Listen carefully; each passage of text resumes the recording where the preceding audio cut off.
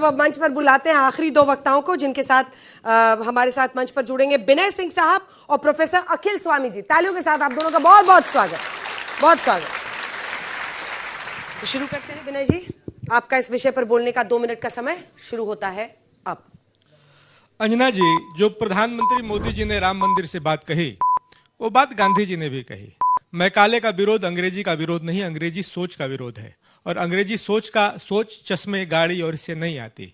Macaulay सही में शिक्षा का प्रचार प्रसार करना चाहते थे कि जो कॉलोनियल लेगेसी है उसको मजबूत करना चाहते थे, कॉलोनीज को और मजबूत करना चाहते थे। मुझे लगता है बहस इस पे होनी चाहिए। दूसरी बात, बार बार आती है बात, मैं टीवी डिबेट्स में भी सुनता हूं कि संघ जो है झंडे के विरोध में है। मैं आपको बताता हूं कि पहले अभी नक्सलिज्म खत्म कर रहे हैं हम लोग। 31 मार्च देश से समाप्त होने का एक डेडलाइन दे दिया गया है। 1981 में विद्यार्थी परिषद के कार्यकर्ता थे विनोद कुमार झा, अभी एनआईटी वारंगल है, वहां पे उनकी हत्या नक्सलाइट्स ने कर दी। मालूम है क्यों? क्योंकि अरविंद और विवेकानंद की बात करते थे। 1983 में समा जगमोहन रेड्डी की हत्या हुई उसी एनआईटी वारंगल में। मालूम है क्यों? झंडा फहरा रहे थे तिरंगा। और किसने मारा? नक्सलाइट्स ने मारा, इसलिए कि विद्यार्थी परिषद तिरंगे के साथ में था। जो मारने वाला व्यक्ति था वो बाद में जनरल सेक्रेटरी बनता है सीपीआई माओइस्ट का, उसी एनआईटी वारंगल का, वहीं का छात्र है। अभी बसव राजू, उसको अप्रैल में सुरक्षा बलों ने मार गिराया।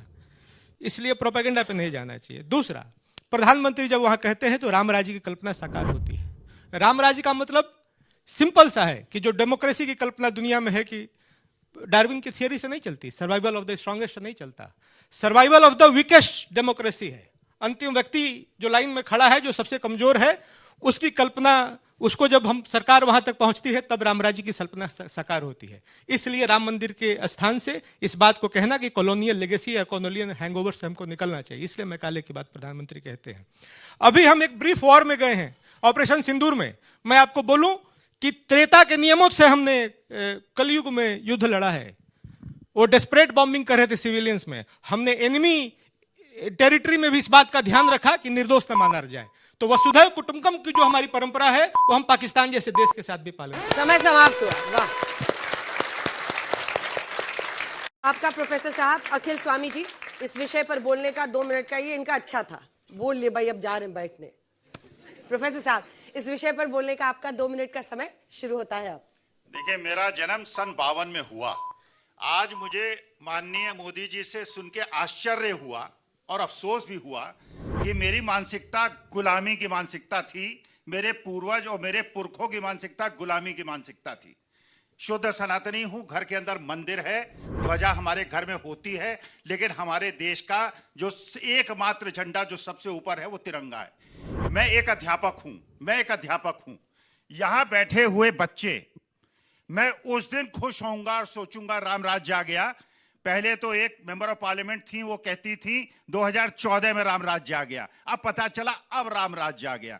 राम राज्य उस दिन आएगा जिस दिन मेरे देश के युवा बच्चों को, जो पहले 17 साल की नौकरी आर्मी के अंदर करते थे, अब उनको 4 साल में रिटायर कर दिया जाएगा। और 75 साल के लोग अभी एक्सटेंशन मांगेंगे 85 ईयर्स तक का। मैं उस दिन का इंतजार कर रहा हूं। यहां बैठे हुए सारे छात्र गिग वर्कर्स नहीं बनेंगे। जब इनके माता पिता पैसे खर्च करके अपने जमीन को गिरवी रख के बच्चों को मैनेजमेंट इंस्टीट्यूट्स और इंजीनियरिंग कॉलेज में भेजते हैं, उन्हें कम से कम इतनी तनख्वाह मिलेगी कि अपने माँ बाप की सेवा कर पाएंगे। उस दिन मैं मानूंगा कि राम राज्य आ गया। लेकिन इस बात से मुझे बड़ा अफसोस हुआ, एक अध्यापक के रूप में अफसोस हुआ। देखिए, भगवान श्री राम, मैं हिंदू हूं, मेरे दिल में बसते हैं। जो यहाँ मुसलमान बच्चे होंगे उनके दिल में उनके अल्लाह बसते हैं। जो सिख बच्चे होंगे उनके दिल के अंदर गुरु गोविंद साहब और उनकी जो धर्म वो हैं ग्रंथ वो बसते होंगे। जो अगर क्रिश्चियन होंगे जीसस क्राइस्ट के अंदर। ये देश एक ऐसा देश है, हम 142 करोड़ लोगों के परिवार हैं। और क्योंकि मैं शुद्ध सनातनी हूं, सर्वे भवन्तु सुखिनः सर्वे सन्तु निरामया। मैं बैठे हुए एक बच्चे अध्यापक रहा, आज तक किसी बच्चे का धर्म और जात मैंने नहीं पूछा। लेकिन अगर समय समाप्त हुआ सर, समय समाप्त हुआ। वाह, बहुत अच्छा भाई, सबने अपनी अपनी टीम की तरफ से जबरदस्त बल्लेबाजी की। आप दोनों का बहुत बहुत धन्यवाद। आप लोग अपनी जगह पर जा सकते हैं।